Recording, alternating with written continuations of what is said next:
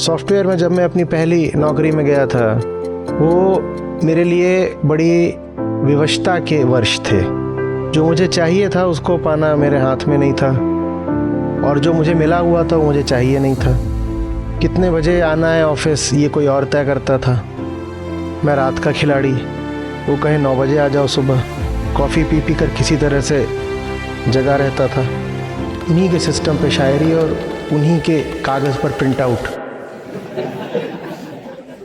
उसी में लिखा था कि 1000 दायरों में बांध लो तुम जिंदगी मेरी, मैं बस एक दायरा अपना चाहता हूँ, और उस दायरे के लिए तो मरने को भी तैयार हूँ, वहाँ तुम्हें घुसने नहीं दूंगा। यही मैं आपसे चाहता हूँ। 2025 आपके लिए ज़बरदस्त गति का वर्ष रहे। दौड़ा दीजिए अपनी गाड़ी को, और जो टूटता हो टूट जाए, वो टूटने लायक ही है। भरोसा रखिए कुछ ऐसा है जो कभी नहीं टूटेगा।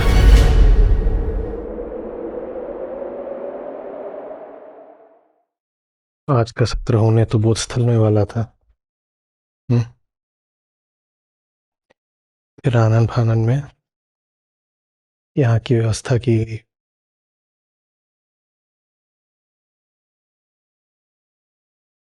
अब आधी रात को तो कोई अपना ऑडिटोरियम देने को तैयार होगा नहीं।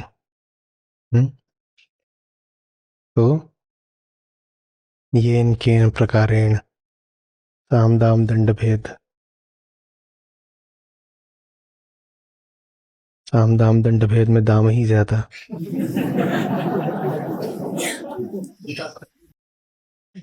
इसको आधी रात को खुलवाया गया है। अच्छा लग रहा है। बस एक बात का मुझे थोड़ा खटका था कि सबकी वापस लौटने की व्यवस्था है पूरी। आज की रात हो लड़ रहेगा काफी। बेवजह नहीं रहता है मेरा। संस्था की 2 लड़कियां भी आ रही थी स्कूटी से, उन्हें टक्कर मार दी है किसी ने। एक को मामूली चोट है, एक को शायद फ्रैक्चर होगा पाँव में। तो हम जिस जगह पर हैं वहां मैं थोड़ा सा घबराया करता हूँ। सब कुछ बहुत फ्रेजाइल है। किसी किस्म का बड़ा आयोजन या रिस्क अभी पूरी व्यवस्था ऐसी नहीं है कि झेल सके।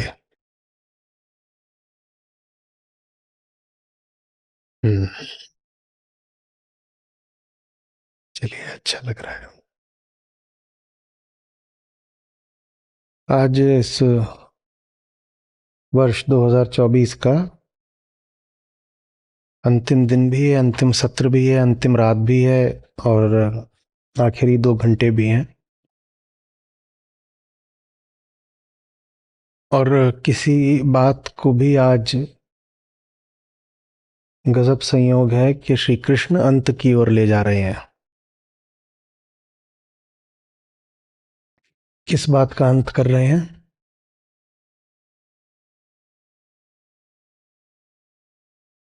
अपने आप को प्रकृति से, दुनिया से संबंधित मानने का, अपने आप को संसार पर आश्रित मानने का।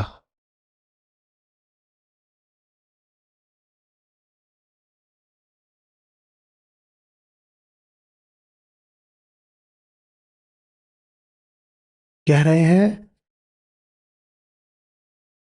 तुम वो हो जिस पर तुम्हारे किसी भी कर्म का, किसी भी भाव का, किसी भी रूप का कोई प्रभाव नहीं पड़ सकता।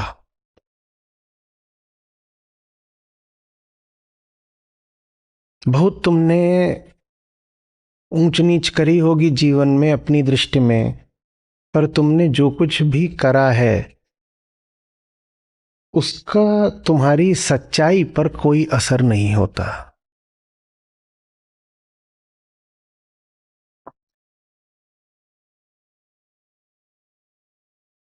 दुनिया के लिए, दुनिया के संबंध में, दुनिया की दृष्टि में तुम बहुत बड़े ज्ञानी हो सकते हो।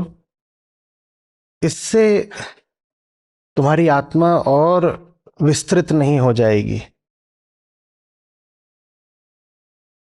और जगत में हो सकता है तुमने बड़ी गलतियां कर दी हों, पाप कर दिए हों, बहुत तुमने संकुचित जीवन जिया हो, बहुत अपनी संभावनाओं का गला घोटा हो, लेकिन उससे भी तुम्हारी संभावना जरा भी दूषित, कलुषित नहीं हो जाएगी।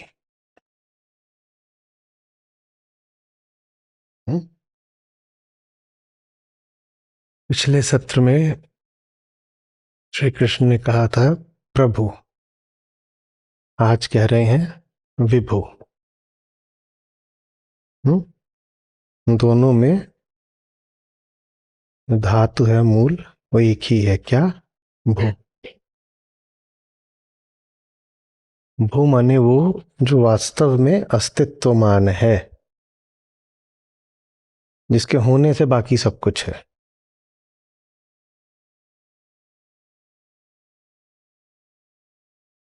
वहीं से भव भी संबंधित है। भव माने होना।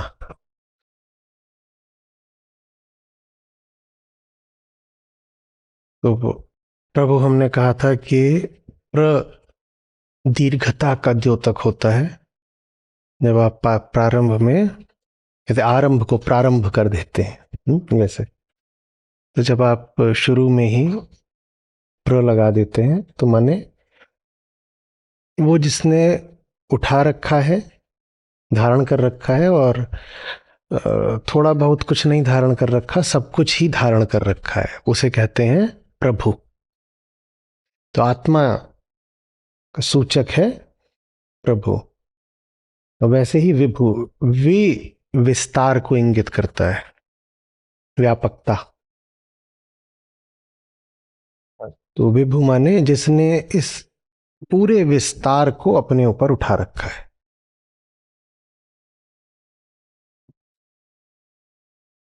जो सिर्फ है नहीं, अनंत है, तो वो हो गया विभु। ठीक है। तो प्रभु और विभु दोनों ही आत्मा की ओर इशारा कर रहे हैं।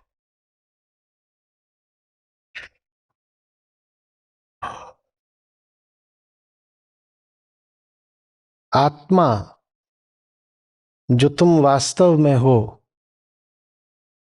वो न कुछ करती है, न किसी कर्म के फल को ग्रहण करती है। तो उसके लिए न पुण्य है न पाप है।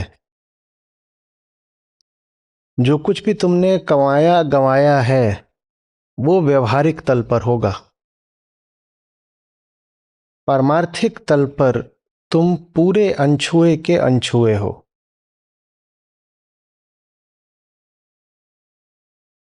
तुम्हारी सच्चाई पर तुम्हारा सांसारिक जीवन कोई अधिकार नहीं रखता।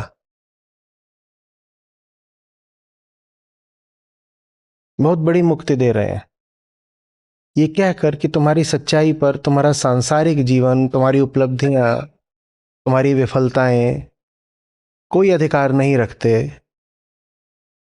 वो वास्तव में कह रहे हैं कि संसार तुम पर कोई अधिकार नहीं रखता। आत्मा कभी पाई नहीं जाती, वो है। और उसके ऊपर एक सपने जैसा हमने संसार चला रखा है।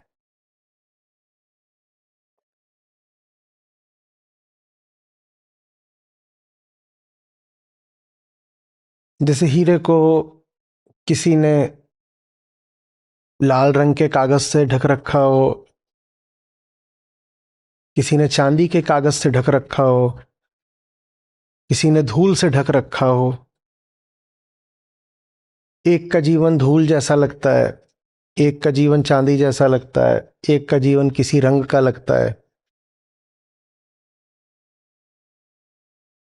लेकिन ये जितना भी है ऊपर ऊपर, वो एक झूठा ज्ञान है, अज्ञान है।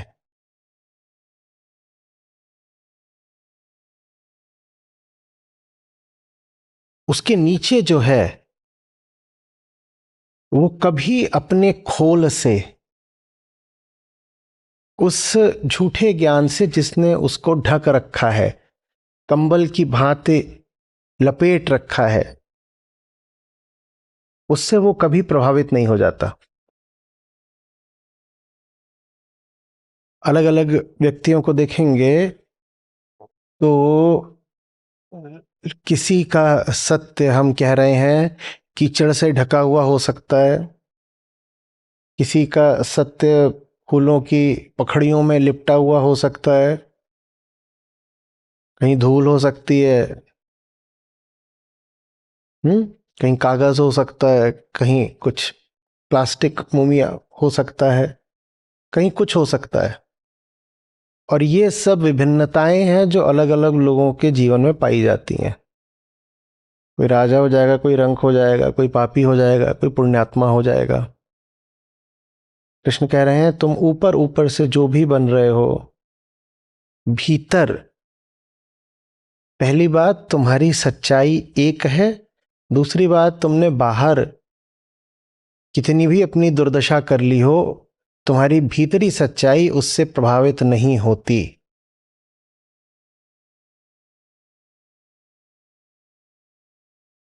वो सदा तुम्हें उपलब्ध है। हटाने की बात है, तुमने गुलाब की पंखुड़ियों से अपने आप को ढक रखा है तो वो गुलाब हटाना पड़ेगा। तुमने चांदी के वर्क से अपने आप को ढक रखा है तो वो हटाना पड़ेगा।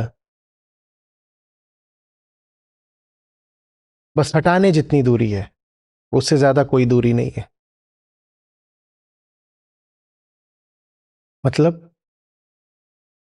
जो कुछ भी चला है अभी तक, उसका अंत तत्काल संभव है, क्योंकि पाना समय लेने वाली बात हो सकता है, पर हटाना एकदम तत्काल हो सकता है। पाने के लिए कुछ अतिरिक्त करना पड़ता है, हटाने के लिए कुछ अतिरिक्त करना छोड़ना पड़ता है। कुछ और करने जाओगे तो समय लगेगा, कुछ छोड़ने में क्या समय लगना है। ज्ञान भी अगर पाना हो तो समय लग जाएगा, पर झूठा ज्ञान पकड़ रखा हो उसको छोड़ने में क्या समय लगना है। जैसे 12 बजे आप कहते हो कि साल बदल गया, वैसे ही एक पल में इंसान बदल सकता है। अपनी ही तो मान्यता थी। 12 बजने से 1 सेकंड पहले मान्यता क्या थी? 2024। और 12 बज के 1 सेकंड पर क्या मान्यता है? 2025। कितना समय लगा छोड़ने में? पूरा साल बदल दिया एक पल में। इतनी जान है हम में, क्योंकि कुछ बदलना, बोलो, था ही नहीं। कुछ बदलना था ही नहीं, एक मान्यता थी, अपनी ही थी, घर की खेती, जब चाहो बदल दो, बदल दी।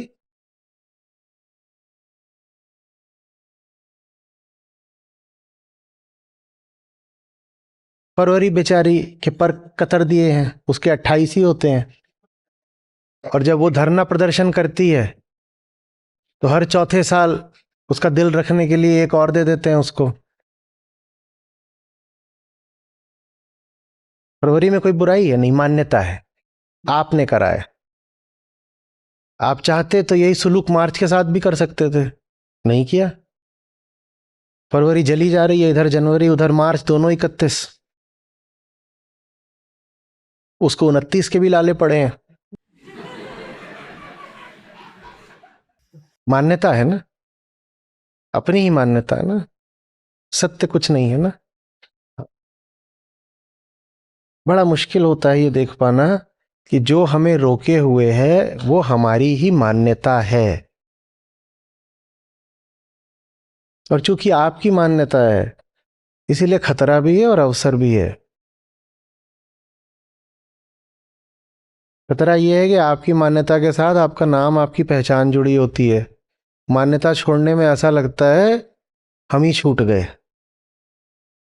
और अवसर यह है कि चूंकि अपनी मान्यता है तो जब चाहे छोड़ दो, जब चाहे छोड़ दो। समझ में आ रही है बात? ये कृष्ण कह रहे हैं भाड़ में जाए वो सब कुछ जो तुमने किया है और जिया है। तुम्हारे अपने पैमाने कोई अर्थ नहीं रखते। संसार तुमको किन पैमानों पर तोलता है वो भी कोई अर्थ नहीं रखता।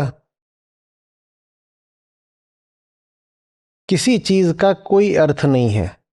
तुम जो कुछ करते आ रहे हो वो बस यूं ही है। हम उसे खेल कह देते अगर उसमें इतना दुख न शामिल होता।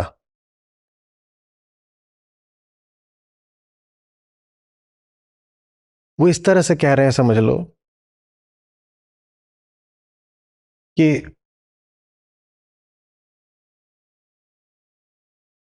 कहीं कोई स्टेडियम हो जैसे,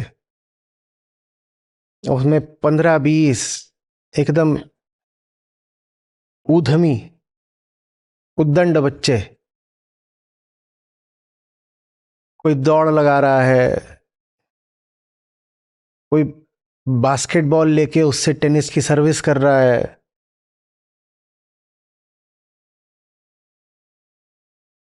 कोई टीटी की बॉल से क्रिकेट की बाउंसर मारने की कोशिश कर रहा है। कुछ भी कर रहे हैं, मर्जी है।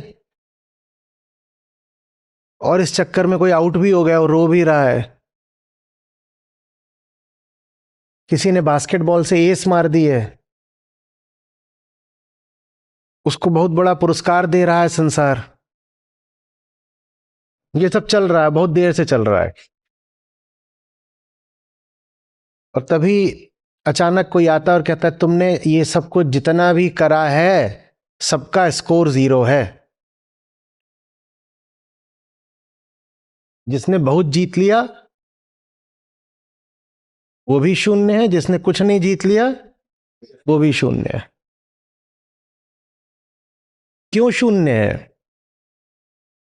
क्योंकि तुम खेल को समझते ही नहीं, तुम न जाने क्या कर रहे हो। बास्केटबॉल से 6 घंटे से आप टेनिस खेल रहे हैं, बताइए आपका स्कोर कितना हुआ? जितना भी हुआ उसका कोई अर्थ नहीं है। श्री कृष्ण कह रहे हैं तुमने जो कुछ भी किया उसका कोई अर्थ नहीं है। खेला होगा तुमने 6 घंटे तक, या खेला होगा 60 साल तक, पूरी उम्र बिता दी होगी खेलने में, स्कोर 0 है। कुछ लोग रो पड़ेंगे, बड़ी मेहनत की, बहुत हासिल किया, ये कह रहे हैं कि स्कोर 0 है। पर जो ईमानदार होंगे वो हंस पड़ेंगे और कहेंगे इसका मतलब ये है कि जितना दुख इकट्ठा करा वो भी 0 है। करी होगी अपनी ओर से बहुत मेहनत। बास्केटबॉल से सर्विस करोगे टेनिस की तो मेहनत तो बहुत लगेगी। हम्म।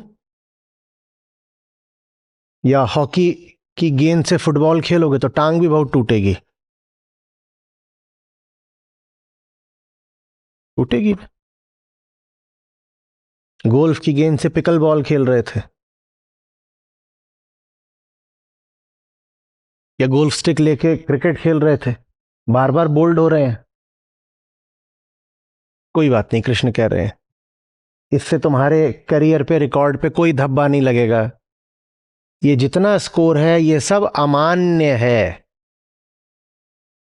ये तुमने जो कुछ भी लिखा है इसकी गिनती गणना नहीं होने वाली, ये स्लेट पोंछ दी जाएगी, इसका कोई अर्थ नहीं है, इसे अपने ऊपर लेकर मत चलो। श्री कृष्ण कह रहे हैं तुम जो हो उसे ये सब कुछ ग्रहण करने की कोई जरूरत नहीं है।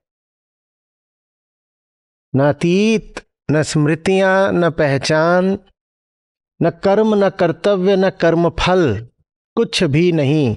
आत्मा कुछ ग्रहण नहीं करती। आत्मा माने तुम, तुम्हारी सच्चाई, ये सब कुछ तुम पर लागू नहीं होता। तुम मुक्त हो इससे। अपने आप को किसी भी दायित्व या कर्तव्य में बंधा मत मानो। समझ में आ रही बात? दो जने खेलने पहुंच गए थे, कुछ खेलेंगे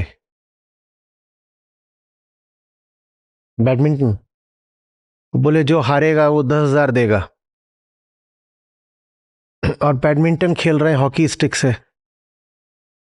उसमें एक हार भी गया,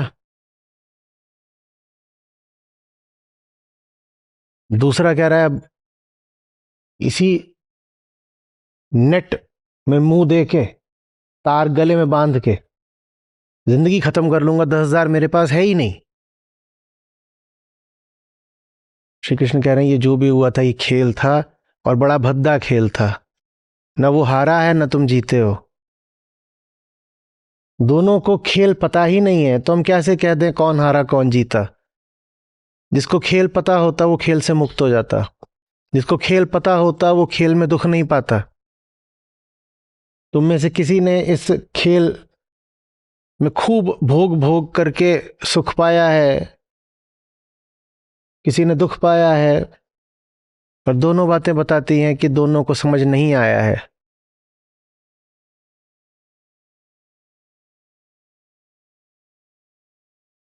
वाइप आउट, साफ कर दो, मिटा दो, कोई अर्थ नहीं है। प्रकृति के क्षेत्र में जो कुछ भी हो रहा है उसका आत्मा के लिए कोई अर्थ नहीं है। आप बड़े हो, छोटे हो, नर हो, नारी हो, युवा हो, वृद्ध हो, अमीर हो, गरीब हो, अच्छे हो, बुरे हो, आप इन सारी बातों से मुक्त हो।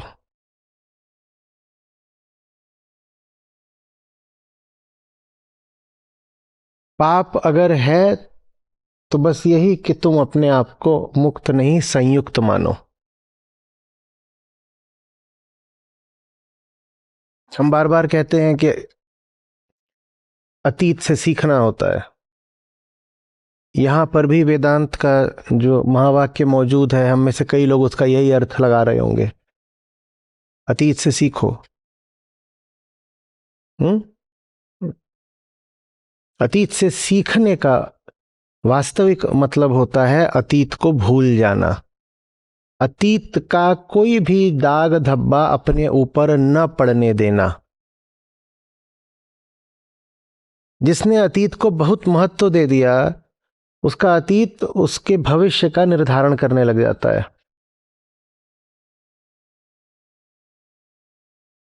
कभी पुनरावृत्ति करके और कभी विपरीत बनकर। अतीत बहुत अच्छा लगा तो कहोगे दोहराना है, और अतीत अगर बुरा लगा, अतीत से घृणा है, तो कहोगे जैसा अतीत सा उससे बिल्कुल विपरीत भविष्य बनाना है। दोनों ही स्थितियों में आप अतीत के गुलाम हो गए। अतीत से सीखने का मतलब ये नहीं है कि भविष्य को अतीत का विपरीत बना देंगे। हम में से बहुत लोग यही अर्थ लगाते हैं। अतीत की गलतियां मत दोहराना माने अतीत में जो करा उससे उल्टा करना। उल्टा नहीं करना। अतीत से सीखने का मतलब है मैं अतीत से मुक्त हुआ, अब भविष्य में पूरी आजादी है, सब दिशाओं में उड़ सकता हूं।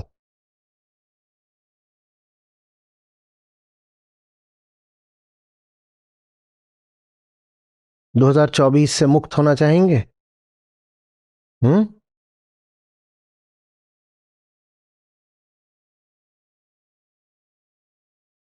यह ऐसा है कि जो सपना चल रहा है उसकी धारा बहती ही रहेगी।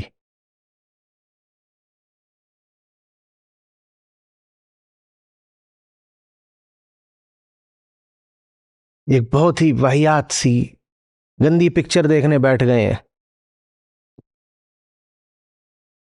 साल भर से देखे जा रहे हैं, जितनी उम्र है ठीक उतने सालों से देखे जा रहे हैं। देखते ही रहना है या ये स्वीकार करना है कि देखना अनिवार्य नहीं है।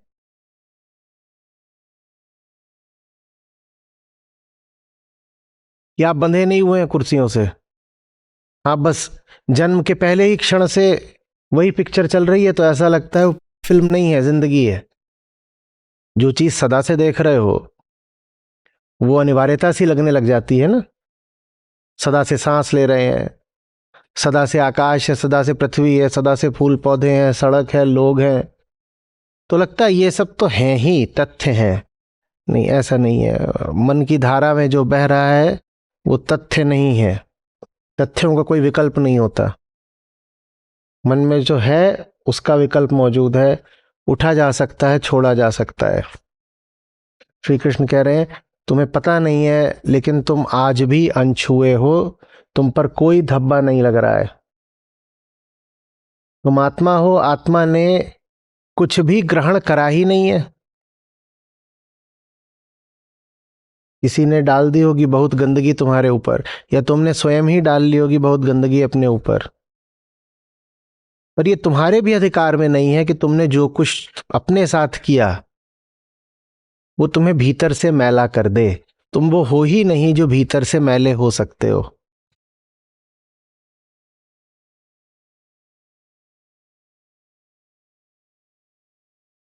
मनुष्य की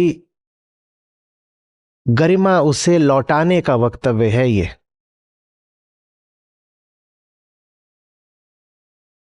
मनुष्य को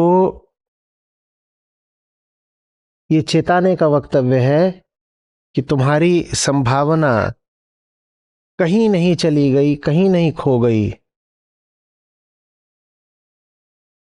भले ही तुमने घोर अज्ञान में एकदम गर्हित जीवन बिताया हो तो भी।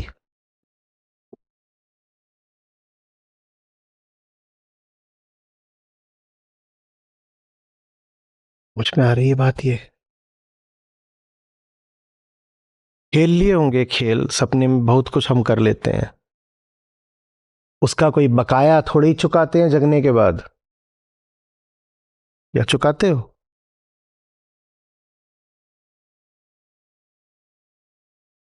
सपने टूट जाते हैं, आप जग जाते हैं, आप आगे बढ़ जाते हैं।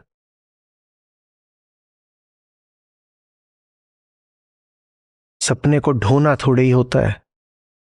कौन ढोता है जगने के बाद? हाँ, कुछ हो सकते हैं ऐसे सूरमा जो पंडितों के पास पहुंच जाएं कि ऐसा सपना देखा, इसका अर्थ बताइए। कृष्ण कह रहे हैं कोई अर्थ नहीं है, जागरण मात्र चाहिए। उस एक शब्द को पकड़ो, जगना है। जिस चीज से जग गए उसमें क्या था ये नहीं याद रखना है। जो चीज ऐसी थी कि पीछे छोड़ने लायक थी, उसमें था क्या क्यों याद रखोगे? उसमें कुछ होता ही अगर अर्थवान, महत्वपूर्ण, तो उसको पीछे क्यों छोड़ा होता?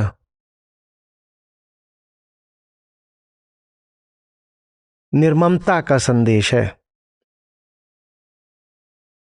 जगना माने छोड़ना, और जो छोड़ दिया उसको क्या याद रखना।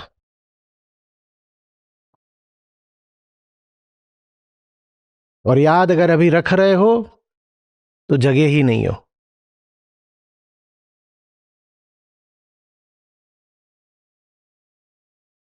एक मूर्ख अज्ञानी वो हो जाएगा जो अपनी अच्छाइयों से, अपनी उपलब्धियों से अपनी पहचान जोड़ लेगा। दूसरा वो हो जाएगा जो अपनी कमजोरियों से, अपनी हारों से, अपनी असफलताओं से अपनी पहचान जोड़ लेगा। कृष्ण कह रहे हैं तुमने क्या हारा, क्या जीता, उसमें से कुछ भी तुम्हें स्पर्श नहीं कर सकता।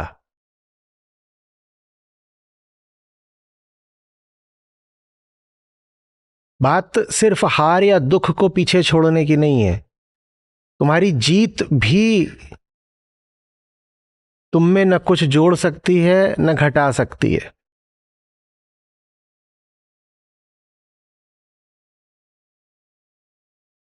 एक बार ये जान जाते हैं तो फिर स्थितियों, शरीर और समाज का गुलाम बनना आवश्यक नहीं लगता,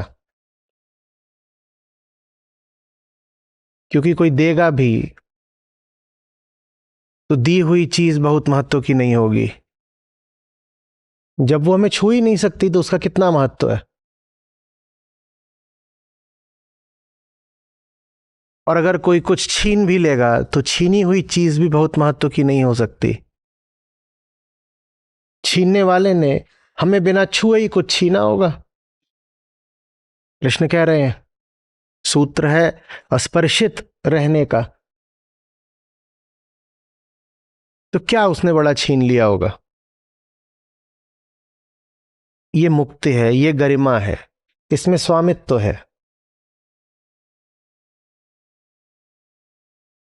हुँ?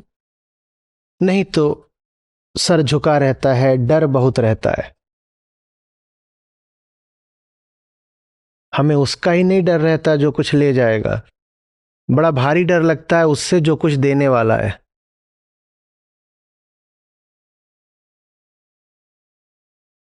इसी मंच से मैं घोषणा करूं कि आप में से जो सबसे होनहार छात्र रहे हैं उनको आज सम्मानित किया जाएगा।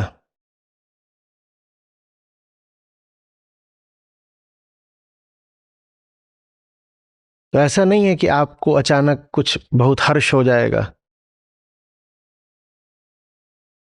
देखिए कैसे दिल की धड़कनें तेज हो जाएंगी, कई लोगों की आंखें सी जलने लगेंगी। एक नाम पुकारा जाएगा वो आपका नहीं है, थोड़ा डर उठेगा। अगला नाम पुकारा जाएगा वो भी आपका नहीं है, और डर उठेगा। 4-5 नाम हो गए, आपका नाम आया ही नहीं। आप ऐसे हाथ रखेंगे, आपको महसूस होगा कुछ बहुत भड़बड़ भड़ कर रहा है भीतर। हम सबसे डर कर रहते हैं। जो ही प्रकृति माने संसार माने समाज से संबंधित रहेगा, और संबंधित होने का अर्थ ही होता है आश्रयता, क्योंकि हम संबंध बनाते ही हैं पूर्णता के लिए। जो ही संबंधित रहेगा वो डरा हुआ रहेगा।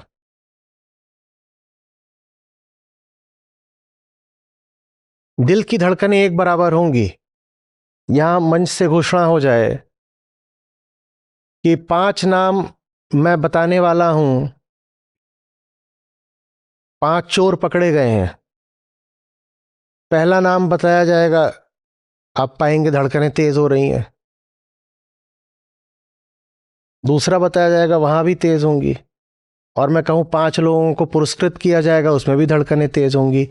दोनों में साझी बात क्या है? आपने अपनी हस्ती को किसी के द्वारा दिए गए सम्मान या अपमान पर आश्रित बना लिया है। ये गरीबी है, ये गरिमाहीनता है। कृष्ण आपको इससे मुक्त कर रहे हैं। कृष्ण कह रहे हैं तुम्हें कुछ मिल जाए वो भी तुम्हें स्पर्श नहीं कर सकता। तुम हो ही वो नहीं जिसको अधिकार है संसार से कुछ भी ग्रहण करने का। अनंत बेचारे पर ये बड़ी पाबंदी लगी हुई है ना, वो अनंत है तो उसमें कुछ जुड़ नहीं सकता।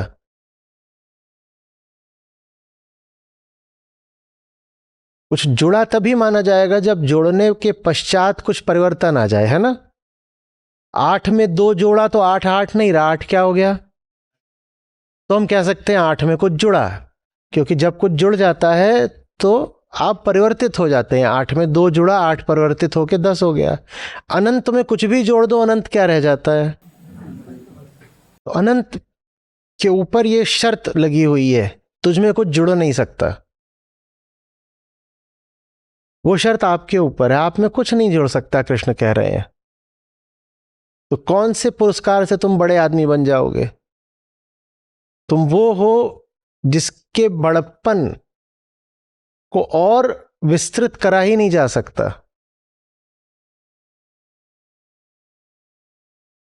इसी तरीके से घटाने में भी ये शर्त होती है कि जिससे घटाया गया हो उसमें कुछ परिवर्तन आ जाए। 8 में से 2 घटाया तो 8 क्या हो गया? अनंत में से कुछ भी घटा दीजिए, अनंत कितना रहेगा? कितना रहेगा?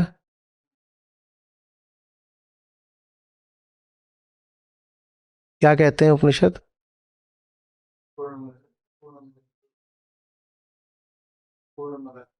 ये तो पूर्ण में से घटाने पर भी पूर्ण रहता है, उतना बताइए ना बस। वहां पर क्या कहते हैं? हाँ, पूर्णम एव अवशिष्यते, पूर्ण ही बचेगा, 6 नहीं बचेगा। क्या कितना बचेगा? पूर्ण ही बचेगा। आप वो हैं जिसके दिल की धड़कन बढ़नी नहीं चाहिए, कोई कुछ देने आ रहा है। आप वो हैं जिसको डर नहीं होना चाहिए, कोई कुछ लेने आ रहा है। तुम मेरा सब कुछ भी ले जो, पूर्णस्य पूर्णमादाय पूर्णमेव अवशिष्यते, मेरा तुम सब कुछ भी ले लो, मैं उतना ही रहूंगा जितना अभी हूं।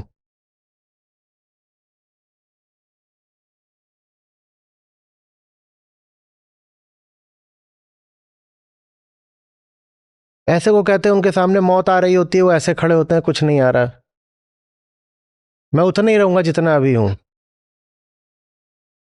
और यहां अब समझ में नहीं आता कि कृष्ण बोल रहे हैं कि बुद्ध बोल रहे हैं, क्योंकि मौत तो सब कुछ ले जाती है, सिर्फ एक है जिससे मौत कुछ नहीं ले जा सकती, जिसके पास कुछ हो ही ना। तो ऐसा लगता है ऐसे बात शून्यता की हो रही हो, पर वही बात पूर्ण पर भी लागू होती है। शून्य के पास कुछ है नहीं देने के लिए, और पूर्ण से कुछ भी ले लो वो पूर्ण ही रहेगा, तो बात दोनों पर एक ही लागू हो जाती है। क्या कोई ले जाएगा?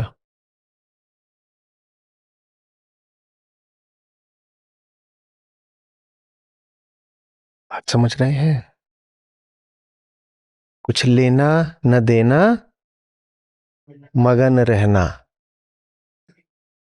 ऋषियों के सूत्रों को ही तो संतों ने आगे गा दिया है ना लोक भाषा में, वो यही बात है।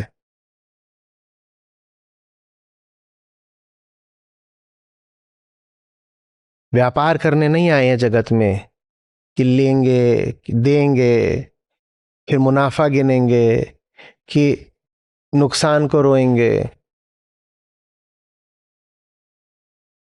ये सब बाहर बाहर चल रहा है, भीतर हम अपने आप में संपूर्ण हैं।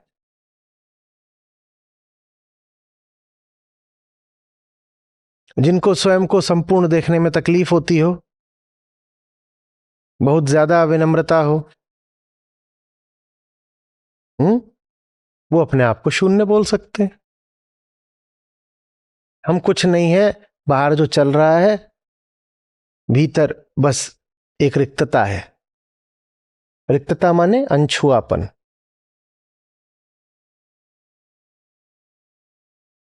जैसे हम दो हों, एक बाहर वाला जो सब तरह के खेल खेलता रहता है, और एक भीतर वाला जिस पर किसी खेल का कोई असर नहीं होता।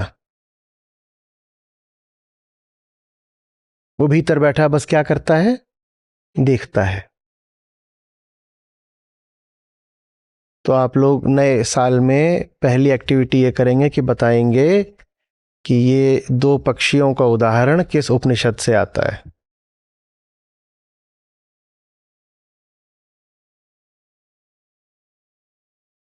हम्म?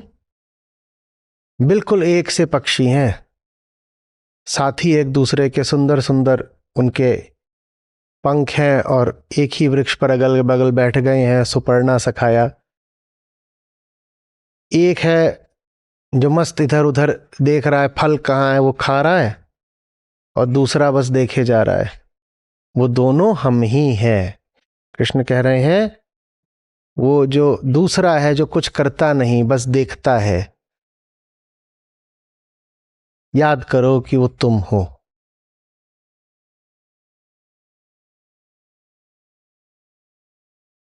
बाहर देखने में, फल खाने में नहीं समस्या है।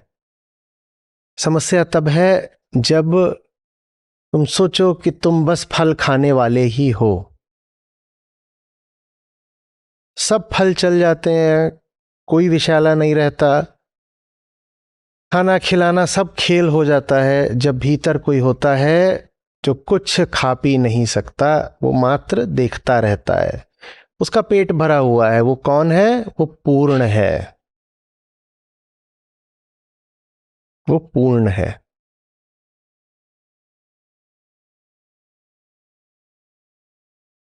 जैसे किरदार निभा रहे हो, जैसे अभिनय कर रहे हो,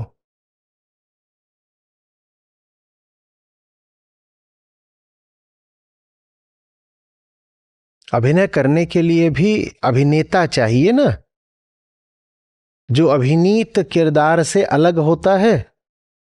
हाँ, वो अलगाव बना रहे, उसी अलगाव का अर्थ है आत्मा कुछ ग्रहण नहीं करती, वो अलग है। किरदार तो कुछ भी दिखा सकता है, खेल है, अब उतर आए हैं मैदान में या मंच पर, तो क्यों न जमकर खेलें। चल रहा है खेल, हम उसमें बाधा नहीं बनेंगे, प्रवाह है एक, बहेंगे उसमें, बाधा बनना तो अहंकार होता है। चलो ठीक है, चल रहा है खेल।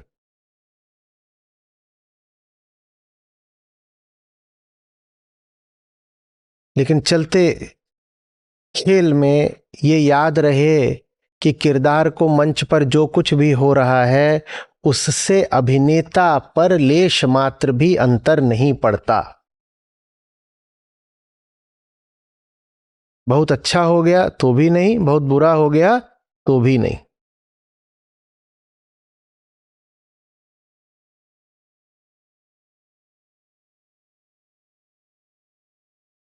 किरदार को गोली लग गई,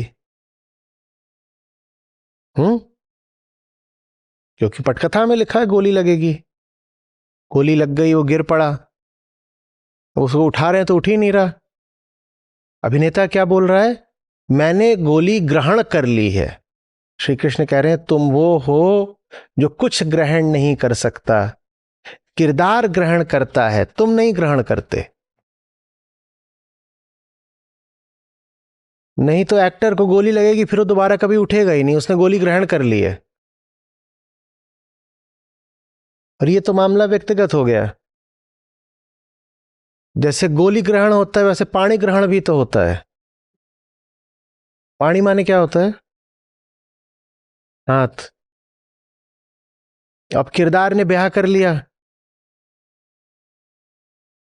थोड़ी देर में डायरेक्टर बोलता है कट कट, बोलता है काहे का कट, मैंने तो कर लिया ग्रहण, अब तू घर चल।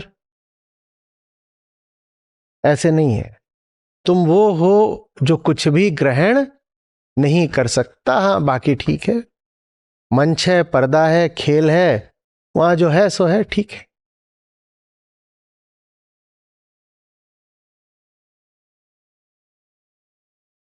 भीतर हम ऐसे हैं जैसे जैसे जब बच्चों का स्कूल खुलता है तो नई कॉपियां आती हैं घर में, अभी भी आती होंगी, तो आप नई कॉपी खोलते हैं तो देखते हैं उसका कागज कैसा रहता है। भीतर से वैसे रही है, बिल्कुल कोरा कागज, इधर उधर आगे पीछे ऊपर नीचे गुदाई चलती रहे, दुनिया आकर के गोद जाती है, लोगों के हाथों के निशान पड़ जाते हैं। जैसे साल भर इस्तेमाल करने के बाद कॉपी कैसी हो जाती है, हम वैसे हो जाते हैं। बाहर बाहर वैसा रहेगा, भीतर ऐसे रहिए जैसे एकदम नई नवेली कॉपी का पन्ना, ऐसा पन्ना जो कुछ भी ग्रहण नहीं करता। और चूंकि कभी उसने कुछ ग्रहण करा ही नहीं, तो उसके पास त्यागने के लिए भी कुछ, वो क्या त्यागे, उसके पास कुछ है ही नहीं। तो आत्मा न लेती है न देती है, न ग्रहण करती है न त्यागती है। बात आत्मा की नहीं हो रही है, बात आपकी हो रही है। वो आत्मा आप हो, तत्वम असि, वो तुम हो। आत्मा के बारे में ज्ञान मत इकट्ठा कर लेना कि हाँ आत्मा एक चीज होती है, उसको कुछ लेना देना नहीं होता, बढ़िया है, बाकी मैं तो सब लेता देता रहता हूं। कोई आके मुझे डांट गया, वो डांट मैंने ले ली। कोई आके मुझे इज्जत दे गया, वो इज्जत मैंने ले ली। ये आपके बारे में बात हो रही है। देखो, भीतर एक ऐसे बिंदु का होना बहुत बहुत बहुत जरूरी है जिंदगी में, जिसे कोई कभी छू ना सके, जिसे आप भी चाहो तो आप भी ना छू सको। नहीं होगा ऐसा बिंदु तो बड़ी बेचारगी की हालत रहेगी, दुनिया सर पे चढ़ के नाचेगी। बहुत कुछ तो हमारे पास है ही ऐसा जिसको कोई भी गुलाम बना सकता है, जिस पे कोई भी हक कर सकता है। अभी कोई आ जाए, हमें नहीं मालूम कौन आ सकता है, वो आ जाए और वो हथकड़ियां लगा दे, हथकड़ियां लग गई ना। हम्म। लो, हाथ किसी ने बांध दिए। कोई मच्छर आके काट जाए, मच्छर तक को नहीं रोक सकते, इंसान तो छोड़ दो। न जाने कौन धुआं फैला रहा है, यहाँ धुआं है, वो धुआं सीधे मेरे फेफड़ों में चला गया, मैं वो नहीं रोक सकता उसको। बड़ी बेचारगी है ही। हर तरीके से हम गुलाम हैं। कृष्ण कह रहे हैं, होगे तुम 100 तरीके से गुलाम, एक बिंदु ऐसा रखना जिसे कोई छू ना पाए, उतना पर्याप्त हो जाएगा। तुम्हारी सारी दासता का प्रतिकार वो एक बिंदु कर देगा। वो दासताएं पटकथा में पहले से ही है। जिस दिन आप पैदा हुए उस दिन आप दास हो गए। नहीं, हम तो दास नहीं है। अच्छा, तुम दास नहीं हो तो शीर्षासन करो और चल के दिखाओ। अब पहली चीज तो न जाने किसने यही तय कर दी है कि ये जो दो लंबी लंबी ऐसी, एक गाजर एक मूली है, इसी पे चलोगे। खुद तय करा था। नहीं हो दास तो गुरुत्वाकर्षण के विरुद्ध उड़कर दिखा दो। अब वो हम इतना ज्यादा करते हैं, बंधे बंधाए तरीके से नियमबद्ध जमीन पर चलना, कि हमें पता नहीं चलता, पर यह भी है तो किसी और की लिखी पटकथा का पालन ही ना। आपने थोड़ी तय करा था कि इतनी ही ग्रेविटी होनी चाहिए और आपकी इतनी ही ऊंचाई होगी और इसी तरह आप संतुलन बना के दो टांगों पे चलोगे। करा था। पैदा होना माने दूसरों के इशारों पर खेलना। पैदा होना माने हर तरीके से बंधे हुए रहना। कुछ आजादी है भी तो दायरों के भीतर है, और दायरों तय आपने नहीं कराया। ना उसकी परिधि ना उसका व्यास, आप नहीं जानते वो दायरा कहां से आ गया। आप में से किसने किसने खुद तय करा था कि 60 70 या 80 साल ही जिएंगे? आप में से किसने तय करा था कि स्त्री या पुरुष होके ही पैदा होना है? रंग किसने तय करा था? अमीरी गरीबी किसने तय करी थी? बीमारियां किसने तय करी थी?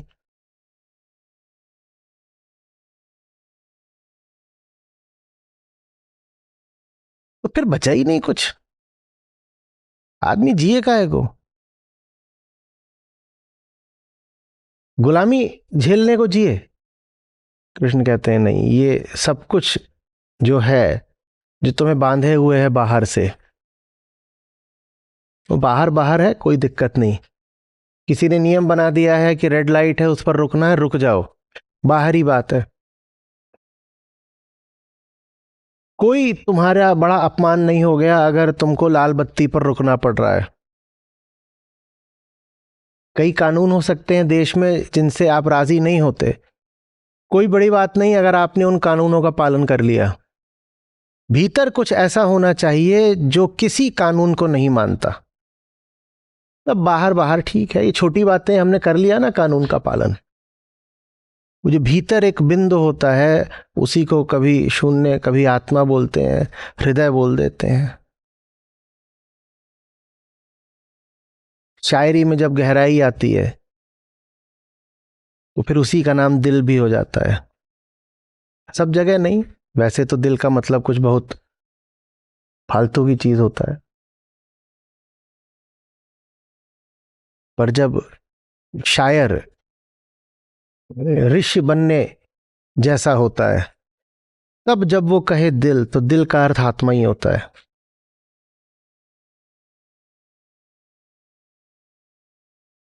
दो तरह के मूर्ख होते हैं, एक वो जो हर छोटी छोटी चीज में कहते हैं कि मुझे पटकथा का पालन नहीं करना क्योंकि मैं तो आजाद हूं।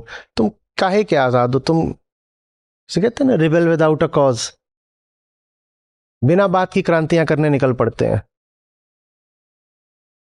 नहीं, ये जो कुर्सी है लाल क्यों होनी चाहिए, मैं पीली पोतूंगा। और निश्चित रूप से पूंजीवादी वर्ग की साजिश है। लाल हमारा निशान है और उस पर हमारा पिछवाड़ा टिका दिया। अपमान है ये लाल का। तुमको पता भी है कि तुम कितने नियमों से बंधे हुए हो, कितने नियम तोड़ लोगे। व्यर्थ ही नियमों को तोड़ने का प्रयास नहीं करना चाहिए, पर जो बात दिल की हो उसमें किसी नियम को मानना नहीं चाहिए। बाहर बाहर सब चलेगा, भीतर हम कुछ ग्रहण नहीं करते, श्री कृष्ण कह रहे हैं।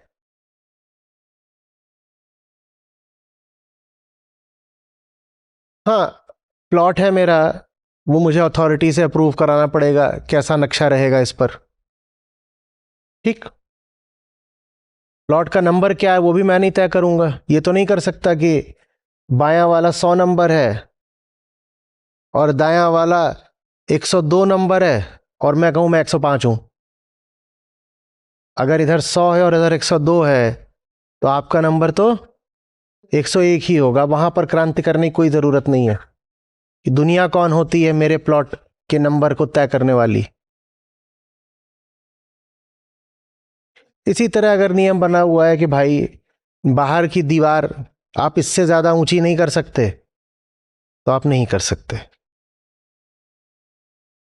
आ रही बात समझ? बहुत तरीकों से वो तय कर लेते हैं आपके घर की बातें, लेकिन घर के भीतर क्या हो रहा है ये किसी को तय मत करने देना। कुछ ऐसा होना चाहिए जीवन पर जिस पर किसी का बस न चले, जो किसी से कोई आदेश ग्रहण न करे।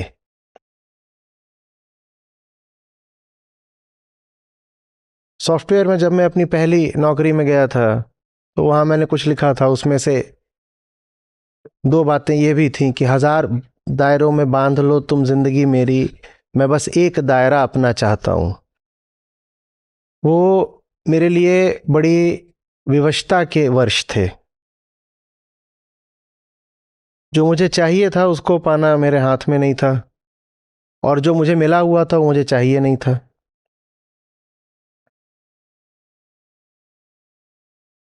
कितने बजे आना है ऑफिस ये कोई और तय करता था। मैं रात का खिलाड़ी, वो कहे 9 बजे आ जाओ सुबह, खैर पहुंच जाता था। कॉफी पी पी कर किसी तरह से जगा रहता था। मेरा काम का तरीका कि जो जल्दी से जल्दी हो सकता है उसको एक झटके में निपटा दो, उसके बाद अपना समय अपना है, काम पूरा कर दिया। वो चाहते थे कि आप दिखाई दो कि आप दिन भर काम कर ही रहे हो।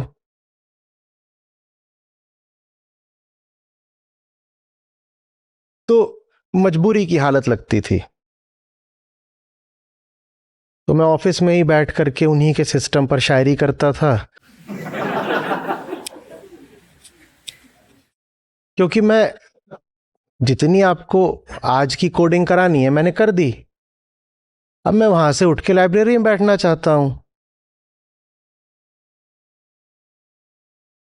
मेरा बॉस, उसको खुजली हो जाए ये नया नया फ्रेशर ये सीट पर क्यों नहीं है, तो आधे घंटे में लाइब्रेरी में हूं नहीं कि वो सूंघता सूंघता पहुंच जाए, ले आए कि वापस सिस्टम पर बैठो। उन्हीं के सिस्टम पे शायरी और उन्हीं के कागज पर प्रिंट आउट।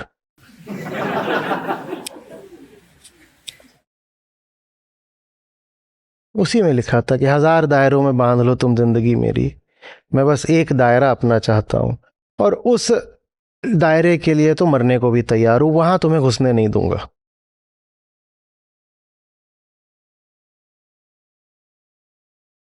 आ रही बात?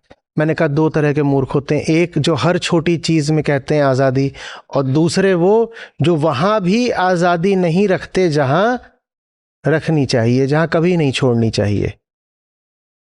प्रकृति के पूरे क्षेत्र में स्वतंत्रता जैसी, आत्मनिर्भरता जैसी कोई चीज नहीं हो सकती, एकदम नहीं हो सकती।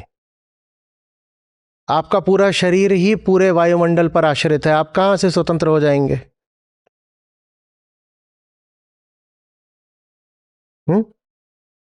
वहां स्वतंत्रता मत मांगिए, मूर्खता हो जाएगी। वहां सर झुका देना चाहिए।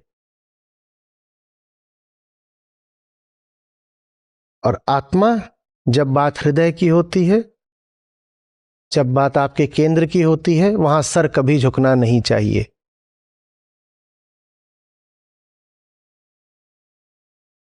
अध्यात्म का मतलब ये जानना नहीं है कि कहां कहां सर झुकाना है, सर कहां झुकाना है वो तो पहले ही पता है, सर झुका ही रहता है। अध्यात्म का मतलब है उस बिंदु को अनावृत करना जो सदा अस्पर्शित रहता है, उस एक चीज को जानना जिस पर कभी कोई समझौता नहीं हो सकता। जिसके पास वो एक चीज है उसके पास सब कुछ है, और जिसके पास वो एक चीज नहीं है उसके पास होगा बहुत कुछ, ये वो कुछ भी नहीं है उसके पास। एक सवाल ये होता है कि पाया कितना, कमाया कितना, और दूसरा सवाल ये होता है कि जो पाया जो कमाया उससे अछूते रह पाए या नहीं। दोनों बातें बहुत जरूरी होती हैं। खुलकर खेलना भी जरूरी है और खेल से अस्पर्शित रहना भी जरूरी है। दोनों सवालों का आपको जवाब देना पड़ेगा। पहला सवाल है प्रकृति में, जीवन में खुलकर बहे या नहीं बहे, और दूसरा सवाल है गीले तो नहीं हो गए। बहना भी जरूरी है और गीला भी नहीं होना है। जो बुद्धू गीला होने के डर से बहे ना, उनको भी कुछ नहीं मिलना, वो भी परीक्षा में फेल। और जो ऐसे कि ऐसा बहे कि एकदम गीले हो गए, पानी उनके केंद्र तक घुस गया दुनिया का, वो भी।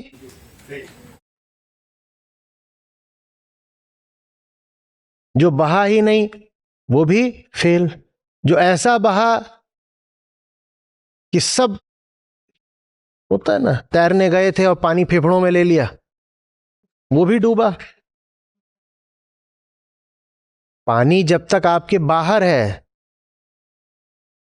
तब तक वो आपको सहारा देता है तैरने में, मोएंसी। और पानी जैसे ही आपके भीतर गया आपको बर्बाद कर देता है ना। जो तैरा ही नहीं उसकी तो कहें क्या। मैं बौरा डूबन डरा रहा किनारे बैठ, उनकी तो कोई बात ही नहीं। फिर वो हैं जो पानी में ऐसे कूदे हैं कि नाक में, पेट में, फेफड़े में पानी ही पानी ले लिया है, वो भी फेल। तो हमें कैसा चाहिए?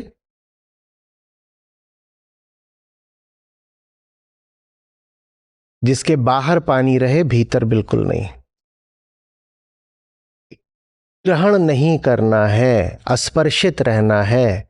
बाहर की चीज को भीतर नहीं ले लेना है, और बाहर की चीज से ऐसा डर भी नहीं जाना है कि रहा किनारे बैठ। ऐसा खिलाड़ी चाहिए, दरिया सो न्यारा रहे,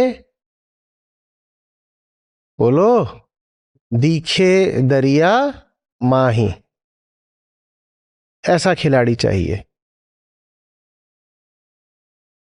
प्रकृति के प्रवाह में दिखाई देता है, तैर रहा है, खेल रहा है छप छप, लेकिन फिर भी न्यारा है, दरिया से न्यारा है। न्यारा माने अलग, अनछुआ।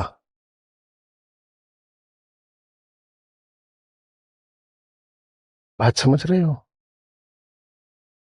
पूरी तरह दुनिया का होना जरूरी है बहुत, और पूरी तरह दुनिया के आप तभी हो सकते हो जब आपके भीतर दुनिया न घुस जाए। जो पूरी तरह दुनिया का नहीं है, बहुत डरा हुआ है, न जाने क्या बचा रहा है कि दुनिया छीन लेगी, बचो बचो।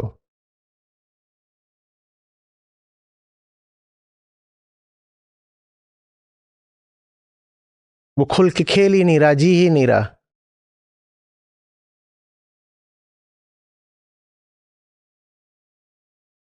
मैं पहले उदाहरण दिया करता था पंखे का। कॉलेजेस के ऑडिटोरियम में बोलूं तो आप पंखे लटक रहे होते थे। बहुत ही अच्छा उदाहरण है। उसकी धुरी उसकी गति से एकदम अस्पर्शित रहती है ना? और इसीलिए उसकी पत्तियां इतनी गति कर पाती हैं। डर के मारे कि न जाने क्या हो जाएगा, उसकी पत्तियां अगर घूमे ही न तो फिर बेकार पंखा। हमें से बहुत लोग इतना डर जाते हैं नैतिक किस्म के, धार्मिक किस्म के, कि वो दुनिया में घूमते ही नहीं, वो अनुभवों में उतरते ही नहीं। वो कहते हैं हाय हाय गंदे हो जाएंगे, गंदे हो जाएंगे। उनका पंखा कभी चालू ही नहीं होता। और दूसरे वो होते हैं जिनका पंखा चालू हुआ तो जो गति है वो पत्तियों तक सीमित नहीं रही, वो गति कहां तक चली गई? वो धुरी तक चली गई। तो ऐसे ऐसे पंखा घूमा और उसका एक्सिस भी ऐसे ऐसे ही घूमने लग गया। पंखा नहीं, छत पे लट्टू हो गया। लट्टू देखा है कभी? टॉप।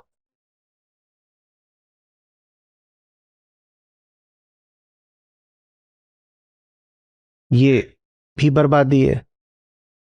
इंसान वो चाहिए जो बाहर जबरदस्त गति कर रहा हो और उसकी धुरी किसी भी गति से अछूती हो। कृष्ण कह रहे हैं आत्मा कुछ ग्रहण नहीं करती, प्रकृति को उसका काम करने देती है। प्रकृति का काम ही क्या है? गति। आप बाहर से प्रकृतिस्थ, भीतर से आत्मस्थ। बाहर गति ही गति और भीतर पूर्ण अगति, पूर्ण अचलता। ये दोनों एक साथ होंगे। भीतर अगर अगति नहीं होगी तो बाहर गति करने से बहुत घबराओगे।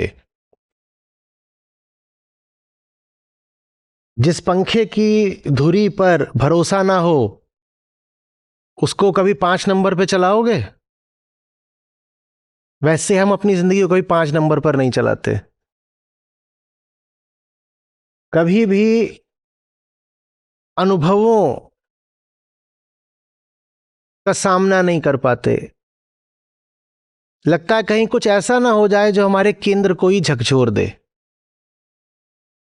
आदमी वो चाहिए जो तूफानों में उतर जाए सीधे, क्योंकि उसको पता है कि बाहर कितना भी तूफान चलता रहेगा, भीतर उसे रत्ती का फर्क नहीं पड़ेगा। अचल केंद्र इसीलिए चाहिए होता है। हुँ? गाड़ी स्पीड तभी ले सकती है ना जब उसका जो एक्सल है वो स्टेबल हो।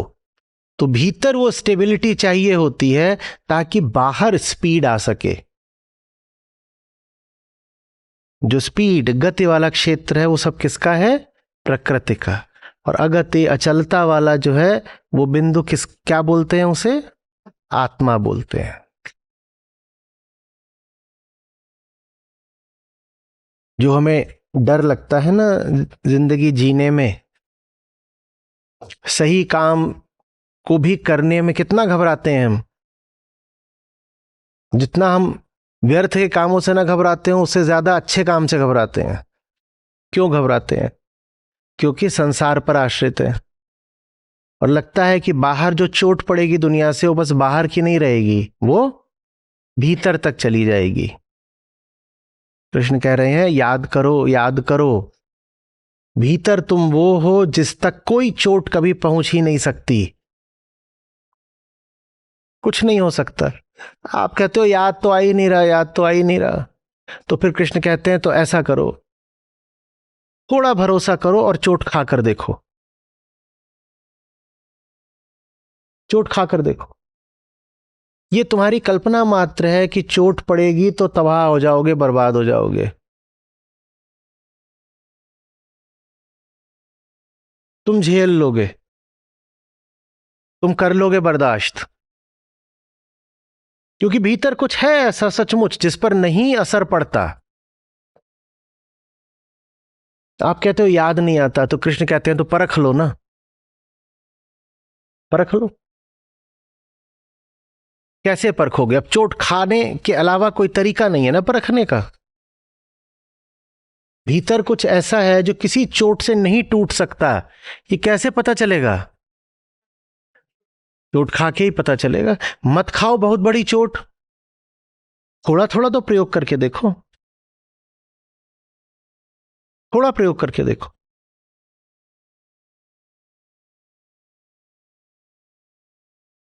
बड़ा आनंद आता है ये जान करके कि भीतर हम ऐसे हैं जिस पर किसी बात का कोई अंतर पड़ नहीं सकता। और उस आनंद से मालूम है क्या होता है? आप चोटों को बुलावा भेजते हो।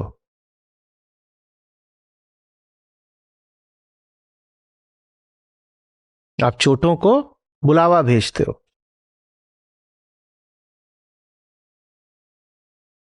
क्योंकि पता है कुछ होना नहीं है। मैं आपको बताऊं, ये है गिलास, ये टूट नहीं सकता, ठीक है? पहले तो आप मानोगे नहीं, फिर मैं प्रयोग करके दिखाऊंगी। देखो मैंने गिराया, टूटा नहीं, गिराया टूटा नहीं। फिर मैं इसे थोड़ा सा पटक के गिरा के भी आपको दिखा दूं, टूटा नहीं।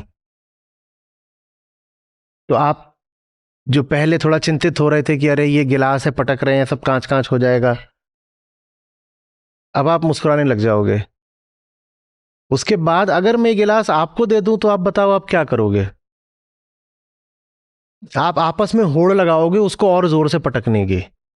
ये होता है मुक्त आदमी का जीवन। उसको पता है वो टूट नहीं सकता, तो वो अपने आप को और जोर से पटकता है जानबूझ के। उसको पता है उसकी धुरी स्थिर है, वो कहता है 5 नंबर पे नहीं, पंखे को 15 नंबर पे चलाऊंगा। आप सोच कर देखो, ये आपको मिल जाए, जो यहाँ जवान पहलवान बैठे हो, वो कहेंगे जरा मुझे देना, वो लेंगे और पूरी जान लगा के यहाँ दीवार पे मारेंगे। एक बार मारेंगे, 2 बार मारेंगे, 3 बार मारेंगे, फिर देखेंगे कुछ नहीं हुआ, एक दूसरे को देखेंगे, हंसेंगे, फिर एक अगले यार मुझे दे, कोई बाहर से ईंट उठा लाएगा।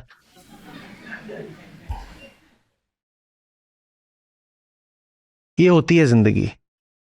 इसको आप कितना भी धक्का दे दो, चोट दे दो, ये उसको ग्रहण नहीं करता।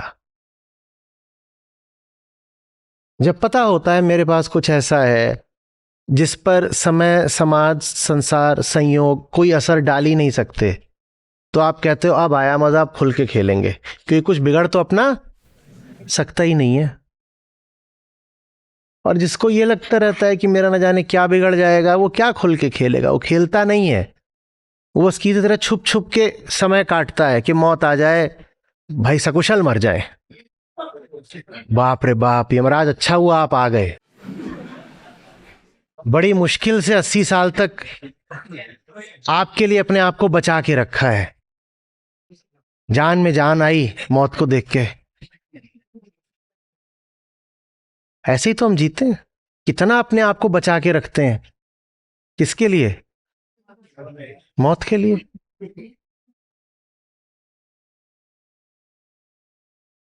हम्म। भारत देश में ये 2 बड़ी विडंबनाएं चलती हैं, आयरनीज। हम किसी भी तरह का जीवन में कोई खतरा नहीं उठाते, बहुत कम नई दिशाओं का अन्वेषण करते हैं, खोज, खेल, इस सब से जरा कतरा कर चलते हैं। पूरा बिल्कुल पाक साफ रहते हैं, एकदम कुछ हुआ नहीं है, हमने कुछ भी नहीं किया। किसके लिए अपने आप को बचाया? मौत के लिए। जिंदगी से अपने आप को पूरा बचाया मौत के लिए। और इसी की झलक हमको हमारे पारिवारिक जीवन में भी देखने को मिलती है। बाप लोग बेटियों से कहते हैं सब अनजान पुरुषों से अपने आप को बचा के रखना। किसके लिए? एक अनजान पुरुष के लिए। Various got it. देखो मैं बिल्कुल अनछुई कली कुंवारी हूं। किसके लिए? जिनसे अपने आप को बचाती आ रही थी, वो तुम्हारे लिए जितने अनजान थे, ये जो अब आया है कली को फूल बनाने,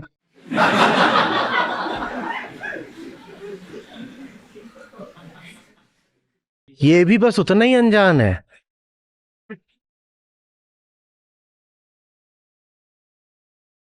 ऐसी तो जिंदगी है हमारी।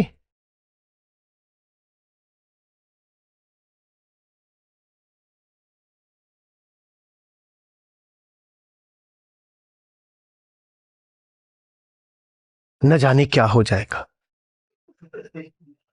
न जाने क्या हो जाएगा। श्री कृष्ण कह रहे हैं कुछ नहीं हो जाएगा, गो प्ले। तुम वो हो जिसे कुछ हो नहीं सकता, और ये तुम्हें तभी पता चलेगा जब तुम कुछ होने तो दो। बहुत चोट लगेगी, बड़ा दर्द होगा, कहोगे आज ये मिल जाए असुराचार्य, इसी ने भेजा था कि जाओ ये होगा वो होगा, दीवारों में सर दे दो। हाँ, और बड़ा दर्द हो रहा है, अब तो कहां फंसा दिया। पर थोड़ी देर बाद धीरे धीरे पता चलना शुरू होगा, सारे दर्द के बीच भी कुछ ऐसा है जिसे दर्द नहीं हो रहा, वो आप हो। जिसे दर्द हो रहा है वो है तन और मन, जिसे दर्द नहीं हो रहा वो आप हो। अपना पता तब तक नहीं चलेगा जब तक दर्द को न्योता नहीं दोगे, क्योंकि अगर दर्द आया ही नहीं तो आपको कैसे पता चलेगा कि आपको दर्द नहीं हुआ? हुआ भी, पर नहीं भी हुआ।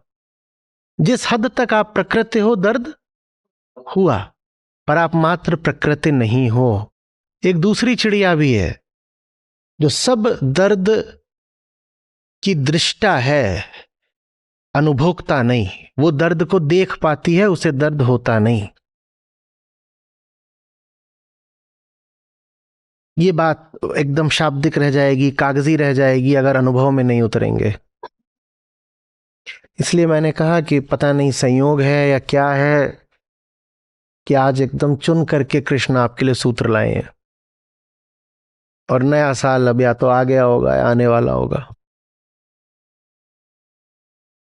कृष्ण आपसे कह रहे हैं देखो ना मुझको, मुझे तो जब पाबंदी भी थी कि शस्त्र नहीं उठाऊंगा, मैंने तो तब भी कहा इतना मस्त खेल चल रहा है, सब भांति भांति के खिलौनों से खेल रहे हैं। हाँ, वो देखो कितनी क्यूट गधा है, वो भाला लेके घूम रहा है उधर, सब बच्चे अपने अपने तरीके से खेल रहे हैं, मैं काहे को चूक जाऊं? तो मैंने यही तो कहा था कि शस्त्र नहीं उठाऊंगा, पहिया तो उठा सकता हूं। वो पहिए ही उठा करके खेलने निकल पड़े। आपकी संस्था कृष्ण की उसी छवि को पारिभाषिक मानती है। पारिभाषिक समझते हैं? डेफिनेटिव या डेफिनिशनल। हमारे कृष्ण वही हैं, वो सब नहीं, मालाधारी।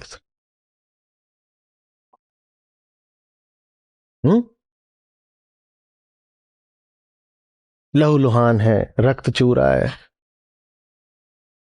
अर्जुन की ओर जो बाण आते थे वो कृष्ण को भी लगते होंगे।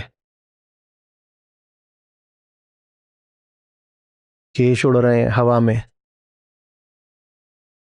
चेहरे पर धूल है, थकान है, क्रोध भी है, पूरी काया संघर्ष के आवेग से कांप रही है।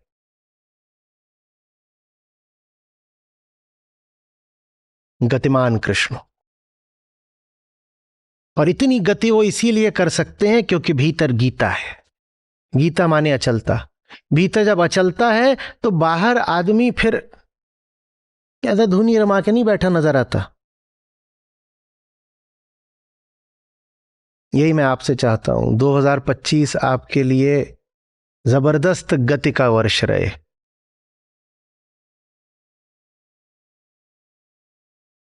दौड़ा दीजिए अपनी गाड़ी को, और जो टूटता हो टूट जाए, वो टूटने लायक ही है। भरोसा रखिए कुछ ऐसा है जो कभी नहीं टूटेगा। गाड़ी बचाने के डर से गाड़ी आपने गैराज में खड़ी कर रखी है, कभी उसको 10-20 की स्पीड पर चलाते हैं, कभी धीरे धीरे धक्का देकर ठेलते हैं। ठेला चलाने को थोड़ी पैदा हुए हो।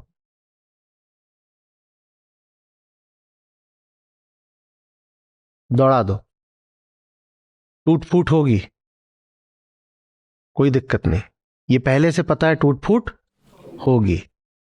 कृष्ण कह रहे हैं कुछ है जो एकदम नहीं टूटेगा, चिंता मत करो। जो नहीं टूटेगा तत्वम असि, वो तुम हो। तो जो टूट गया फिर उसकी फिक्र क्या, वो तो हम है ही नहीं।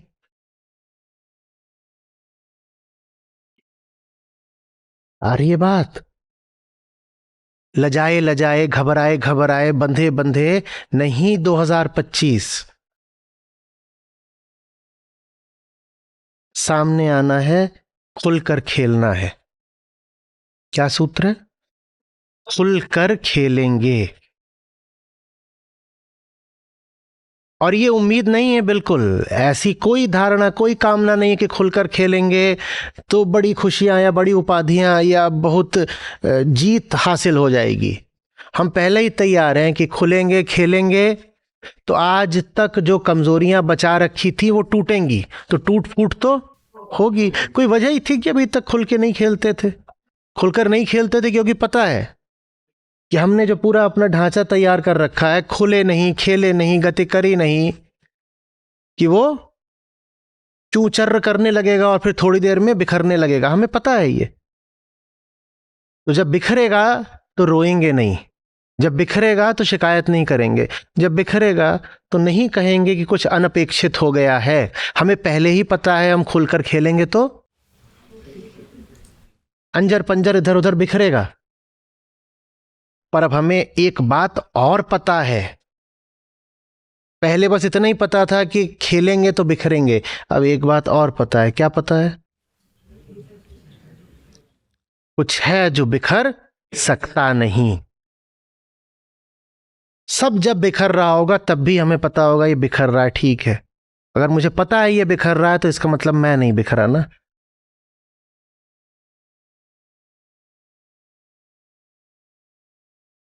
और ये जानने भर से ऐसा नहीं कि दर्द कम हो जाता, दर्द तो होगा, बड़ी जोर का होगा, हाय हाय। दर्द भी होगा, भागे को भी कोसेंगे। कौन सा मनहूस पल था।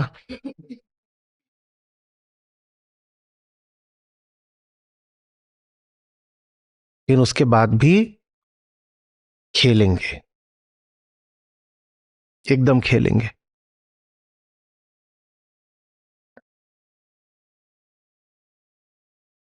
बहुत साधारण सी किसी की उक्ति है, और वो आम तौर पर लोगों को थोड़ा हौसला देने के लिए इस्तेमाल की जाती है, पर अगर समझें तो उसके अर्थ बहुत गहरे भी जाते हैं। हिंदी में अनुवाद करे देता हूं। वो ये है कि एक जहाज सबसे ज्यादा सुरक्षित बंदरगाह पर होता है, पर जहाज बंदरगाह के लिए तो नहीं होता है।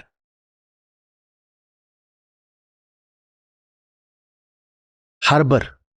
हम्म एक जहाज, पानी का जहाज सबसे ज्यादा सुरक्षित कहाँ होता है? बंदरगाह पर, सेफली एंकर्ड, कुछ नहीं हो सकता। पर जहाज वहां खड़े होने के लिए तो क्या करना है?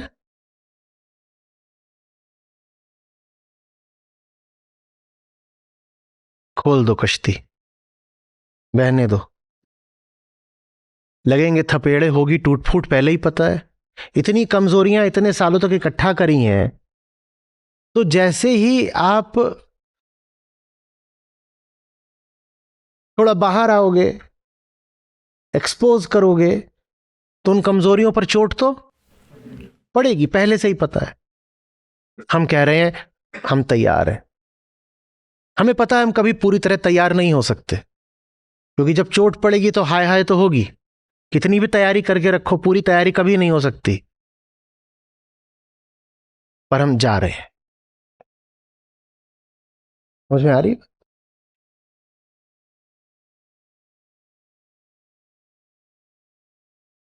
बंदरगाह से याद आया, वो गुजराती में आया था ना वो गाना, यहां पर है प्रदीप जी? हाँ बैठे तो हैं। वो कौन सा था गाना? मुझे उसका मतलब नहीं समझ में आता था, पर उसकी धुन बड़ी मस्त थी। हाँ, सुनाएंगे? दीप्ति जी सुनाएंगी। ले जाओ भाई माइक वहां। उसका मतलब ही शायद यही है, मैं जानता नहीं, आपने ही बताया था कि अब इससे मिलते जुलते और बहुत सारे फिल्मी भी हैं, और साहित्य में भी हैं गीत, और अध्यात्म में भी हैं।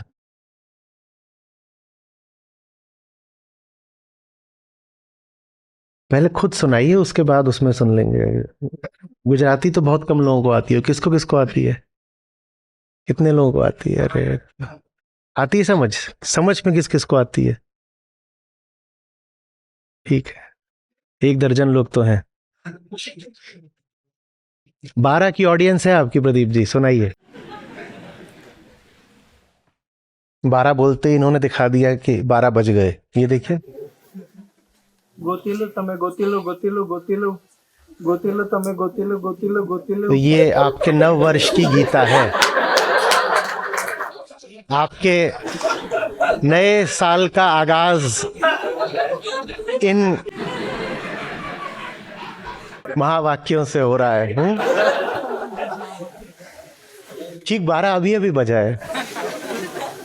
देखो ये भी अच्छा संयोग है, नया साल पहले ही शब्द आपके लिए क्या लेकर आया है। अर्थ क्या है इनका प्रदीप जी? ढूंढ लो ढूंढ लो।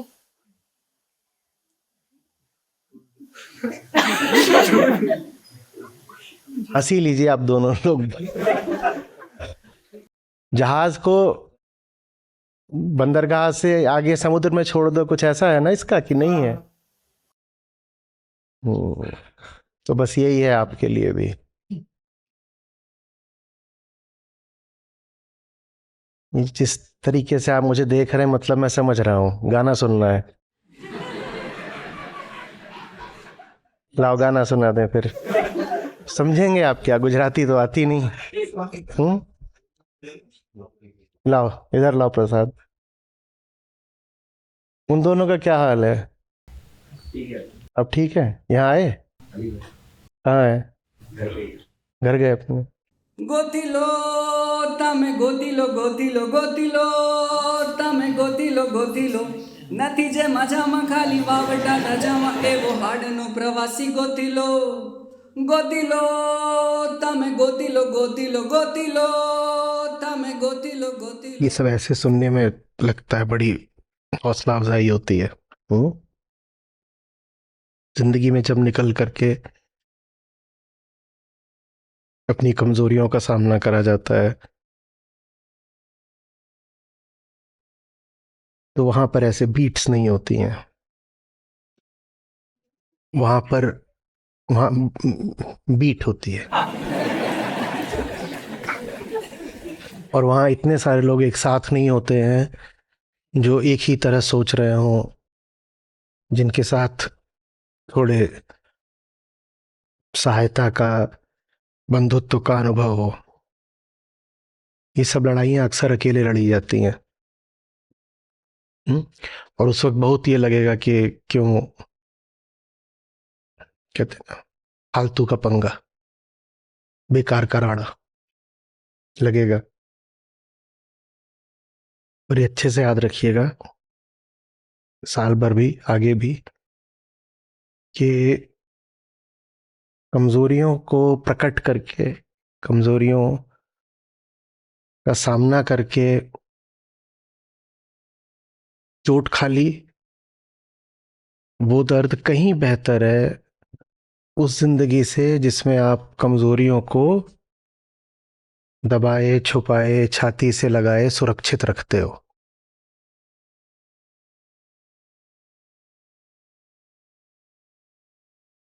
जो अपनी कमजोरियों को बचा रहा है वो बड़ा फेथलेस आदमी है ना। अश्रद्धा वही है। अगर कमजोरी प्रकट तभी करी जा सकती है जब आत्मा हो। अगर गति तभी पाई जा सकती है जब अगति हो। तो कमजोरी को जो फिर ढक रहा है, छुपा रहा है, वो क्या मान रहा है? वो मान रहा है कि आत्मा नहीं है। वो मान रहा है कि ये सब जो टूटने लायक, बिखरने लायक, असुरक्षित, वल्नरेबल चीजें हैं, कुल मिलाकर के यही मेरी हस्ती है। और अगर ये टूट गई, बिखर गई, तो इसके अलावा मैं कुछ भी नहीं हूं। तो ये अश्रद्धा है, ये अनात्मा है, ये आत्मा के प्रति द्रोह है। कितनी श्रद्धा है आप में सत्य के प्रति, आत्मा के लिए, वो इसी से पता चलता है कि कितना तैयार हैं आप बाकी सब कुछ दांव पर लगाने के लिए। जिसको पता होता है कि उसके पास 1 करोड़ है, वो 10-20 रुपया दांव पे लगाने से घबराता है क्या? लगाता है? घबराता है? और जो अपना 10-20 रुपए का माल मामला दांव पर लगाने से घबरा रहा हो, इससे उसके बारे में क्या पता चलता है? उसे बिल्कुल भरोसा नहीं है अपने करोड़ का।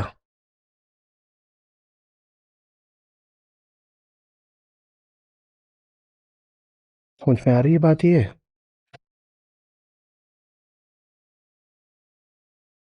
और अच्छे से समझिए कि टूट फूट कोई दुर्भाग्य नहीं है। टूट फूट ही वो जरिया है जो आपको बताएगा कि आपके पास कुछ ऐसा भी है जो टूट नहीं सकता। जब सब बिखरा पड़ा होगा, उसके बीच ही अचानक आपको पता चलेगा, अरे एक ऐसी चीज है जो नहीं बिखरी। बड़ा मजा आएगा। उसके बाद यही लगेगा कि इसको और बार बार पटको, और जितना बार बार पटको और जितना ये नहीं टूटता, उतना इसमें विश्वास और गहरा होता जाता है और आदमी और खुलकर खेलता है। ये सबके पास है, ये सबके पास है। हमें इसका पता इसीलिए नहीं है क्योंकि हमने इसको कभी आजमाया ही नहीं। अगर मैं इसे पटकू नहीं, सिर्फ यहां पड़ा रहने दूं, बल्कि पड़ा भी नहीं रहने दूं इसको ऐसे, तो मुझे जीवन भर क्या लगता रह जाएगा? ये कमजोर है। ये आप हैं। आप कितने मजबूत हैं आजमाएंगे तो ही पता चलेगा। नहीं आजमाओगे तो जैसे कृष्ण यहां पर कह रहे हैं कि अज्ञान से जीव ढका रहता है, यही भ्रम है, यही मोह है। आप भी उसी अज्ञान से ढके रहोगे। अज्ञान यही है कि मैं तो कमजोर हूं। उस कमजोरी को चुनौती दो तो पता चलता है कि कमजोरी है। ऐसा नहीं कि कमजोरी नहीं है, ऐसा नहीं कि दर्द नहीं है। कमजोरी है, पर सिर्फ कमजोरी, उस कमजोरी के अलावा भी कुछ है। दर्द है, पराजय है, पर दर्द और पराजय के अलावा भी कुछ है। वो जो अलावा कुछ है, वो कौन है? वो आप है। ठीक है।